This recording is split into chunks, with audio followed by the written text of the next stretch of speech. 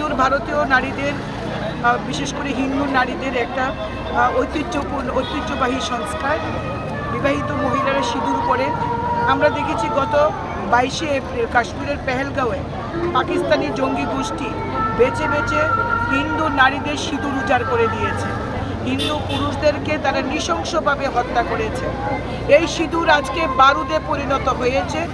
দেশের প্রধানমন্ত্রী এই দেশের নারীদের সিঁদুর রক্ষা করার লক্ষ্যে এই দেশের নারীদের সিঁদুর রক্ষা করার লক্ষ্যে অপারেশন সিন্দুর নামে অভিযান করেছে এবং আমাদের সেনাবাহিনী, আমাদের স্থল, জল এবং বায়ু সেনারা কাশ্মীরে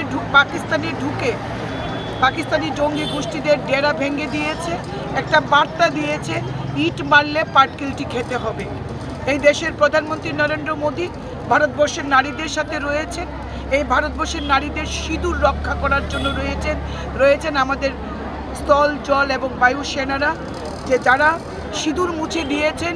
তাদের এই সিঁদুর মুছে আজকে বারুদে পরিণত হয়ে আজকে পাকিস্তানের জঙ্গি গোষ্ঠীকে আমরা খতম করে দিয়েছি, জঙ্গি ডেরাকে।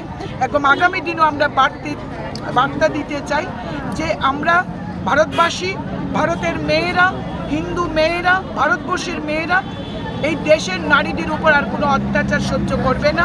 ইটের জবাব পাটকেল মেরে দেবে। আজকে আমরা তেলিয়ামুড়া মণ্ডল মহিলা মোর্চার